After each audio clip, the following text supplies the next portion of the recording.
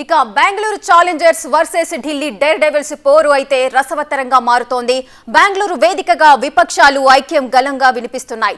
దానికి ధీటుగా దేశ రాజధాని ఢిల్లీలో కాంగ్రెస్ కూటమిని ఢీకొట్టేందుకు కమలనాథులు కథనోత్సాహం ప్రదర్శిస్తున్నారు. ఇన్నాళ్లు ఒంటరిగానే హస్తినలో మూడోసారి పాగా వేస్తామని ధీమాగా ఉన్న కాషాయ దళం కర్ణాటక ఫలితంతో డీలా పడింది. ఇక విపక్షాలు రెట్టించిన ఉత్సాహంతో ఏకమవుతుండగా బీజేపీ అలర్ట్ అవుతోంది. డేంజర్ సిగ్నల్స్ అందుతుండగా ఫేస్ చేసేందుకు మళ్లీ ఎన్డీఏ అస్త్రాన్ని బయటకు తీస్తోంది. ఇక మంగళవారం ఢిల్లీ అడ్డాగా పాత మిత్రులతో కొత్తగా మీటింగ్కు ప్లాన్ చేసింది. అయితే తెలుగు రాష్ట్రాల నుంచి విచిత్ర పరిస్థితులు నెలకొన్నాయి.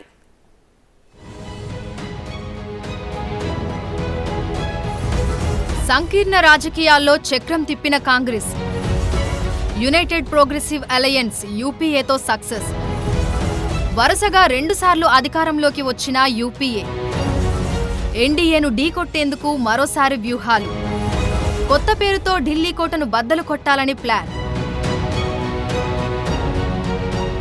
2024 లోక్సభ ఎన్నికలే లక్ష్యంగా విపక్షాలు సిద్ధమవుతున్నాయి. ఎన్డీఏ సర్కారును గద్దె దింపడమే లక్ష్యంగా పావులు కదుపుతున్నాయి. ఐక్యంగా పోరాడాలనే నిర్ణయం మేరకు కలిసి సాగుతున్నాయి.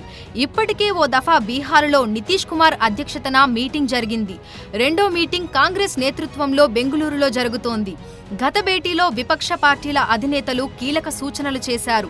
పార్టీ అభ్యర్థులు బలంగా ఉన్న చోట బీజేపీ అభ్యర్థిగా ఒకరినే పోటీకి పెట్టాలనే అభిప్రాయం వ్యక్తం చేశారు.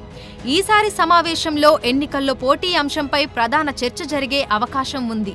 అలాగే యూపీఏ పేరు మార్పుపైన నిర్ణయం తీసుకునే అవకాశాలు ఉన్నాయి. 2004-2009లో ఐక్య ప్రగతిశీల కూటమి యునైటెడ్ ప్రోగ్రెసివ్ అలయన్స్ యూపీఏ పేరుతో 2 సార్లు అధికారం చేపట్టారు.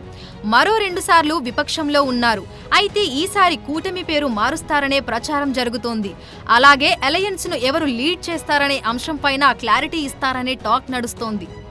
అర్జునుడి గురి చెట్టు మీద ఉన్న పిట్ట కంటే దాని కన్నుపైన ఎలా ఉందో ఈసారి విపక్షాలు కూడా బీజేపీ పాలన, మోడీ పనితీరుపై అంతే ఆగ్రహంగా ఉన్నాయి.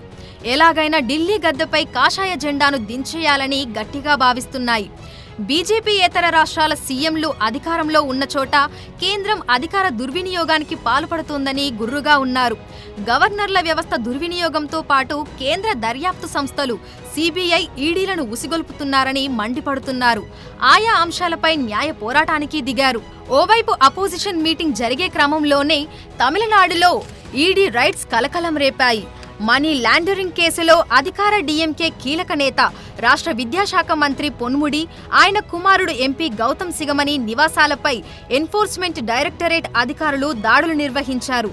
దమ్ముంటే రాజకీయంగా ఎదుర్కోవాలని జనం అన్నీ గమనిస్తున్నారని డీఎంకే అధినేత, తమిళనాడు సీఎం స్టాలిన్ గట్టిగానే కౌంటర్ ఇచ్చారు. అటు ఢిల్లీ, బెంగాల్, కేరళ, తమిళనాడు తదితర రాష్ట్రాల్లో గవర్నర్లతో గవర్నమెంట్లకు వార్ నడుస్తోంది. ఈ పరిణామాలన్నింటినీ ఎదుర్కోవాలంటే వచ్చే లోక్సభ ఎన్నికల్లో బీజేపీని గద్దె దింపడం ఒక్కటే మార్గమని విపక్షాలు భావిస్తున్నాయి. So likewise, every state will have its own peculiarities. The idea is in the states, in a concrete form, to come to some sort of an understanding whereby the division of opposition votes does not help the BJP. Because today it's essential that to safeguard the character of a secular democratic India, the Republic, it's essential to separate the BJP from the reins of power and the government. ప్రతిపక్షాలను ఏకతాటిపైకి తీసుకురావడంలో Congress success అవుతోంది. మల్లికార్జున ఖర్గేతో పాటు రాహుల్ గాంధీ విడతల వారీగా చేపట్టిన భేటీలు మంచి ఫలితాలు ఇస్తున్నాయి. బీహార్ మీటింగ్ కు ముందు నితీష్ ను ముందు పెట్టి నడిపిన యంత్రాంగం గుడ్ రిజల్ట్ తీసుకొచ్చింది. అయితే ఆ తర్వాత ఆప్ జాతీయ కన్వీనర్ ఢిల్లీ సీఎం కేజ్రీవాల్ చేసిన ప్రతిపాదనకు కూడా బెంగళూరు మీటింగ్ కు ముందే కాంగ్రెస్ పార్టీ క్లారిటీ ఇచ్చింది. ఢిల్లీలో ప్రభుత్వ అధికారుల బదిలీలు, నియామకాల విషయంలో కేంద్రం తీసుకొచ్చిన ఆర్డినెన్స్పై కేజ్రీవాల్ సర్కార్ పోరాటానికి మద్దతు తెలిపింది. ఈ విషయంలో ఎలాంటి గందరగోళానికి తావులేదని తేల్చి చెప్పింది. ఈ మీటింగ్కు ఆప్ వస్తుందో లేదో అనే ఊగిసలాటకు కూడా తెరపడింది. విపక్షాల ఐక్యతకు గండిపడుతుందనే అనుమానాలు పటాపంచలయ్యాయి. బెంగళూరు తరహా ఫలితాలే వచ్చే లోక్సభ ఎన్నికల్లో ఉంటాయని సమాజ్వాదీ పార్టీ అధినేత అఖిలేష్ యాదవ్ అన్నారు. విపక్షాల మీటింగ్ ను కాపీ కొట్టి ఎన్డీఏ సమావేశం పెడుతున్నారని అఖిలేష్ ఎద్దేవా చేశారు. कि देश की जनता इस बार भारतीय जनता पार्टी को बुरी तरह हरा करके भेजेगी और सबसे पहले मैं धन्यवाद दूंगा कर्नाटक की जनता को जिन्होंने फैसला लेकर के भारतीय जनता पार्टी को हराया और इसी तरह मुझे देश के कोने कोने से जानकारी मिल रही है कि भारतीय जनता पार्टी का सफाया होगा और नकल करने वाले कभी पास नहीं होते हैं। जैसे ही उन्हें पता लगा कि बेंगलोर में बैठक होने जा रही है, उन्होंने अपनी बैठक बुलाई है, तो नकल करने वाले लोग कभी कामयाब नहीं होते।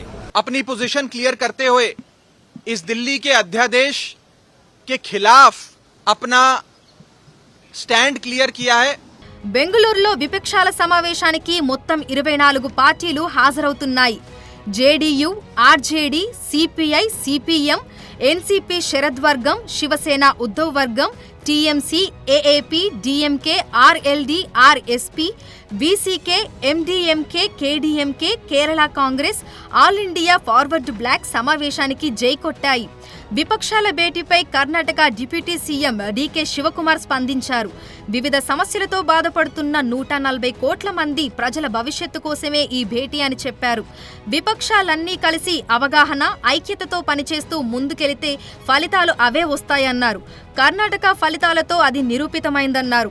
భేటీలో ఏ అంశాలపై చర్చిస్తామన్నది ఇప్పుడే చెప్పలేమని, అందరి నిర్ణయాలు సేకరించి ఫైనల్ డెసిషన్ తీసుకుంటామని కాంగ్రెస్ పార్టీ జాతీయ ప్రధాన కార్యదర్శి కేసీ వేణుగోపాల్ చెప్పారు. We feel with this climate, with this understanding, with this unity, we will take it forward and the results will come out as Karnataka has given us a mandate. The entire country will give us a mandate on 24. How Yediyurappa become the Chief Minister of Karnataka? Taking away Congress JDS MLAs. When what happened in the election? Same thing will happen in Maharashtra also, brother. Don't worry. People will not go with these things. They can divide the party by misusing ED agencies, but common people, general people will not go with that. Sharad Pawar meeting కు మంగళవారం హాజరు కానున్నారు. ముఖ్యమైన సమావేశం ఉండటం వల్ల తాను మంగళవారం బెంగళూరుకి వస్తానని ముందే సమాచారం ఇచ్చారని ఏఐసీసీ అధ్యక్షుడు మల్లికార్జున్ ఖర్గే వెల్లడించారు. అతను దూరంగా ఉంటున్నారనే వదంతులకు తెరదింపారు. బీజేపీ నేతృత్వంలో జరగనున్న ఎన్డీఏ సమావేశంపైన ఘాటు వ్యాఖ్యలు చేశారు.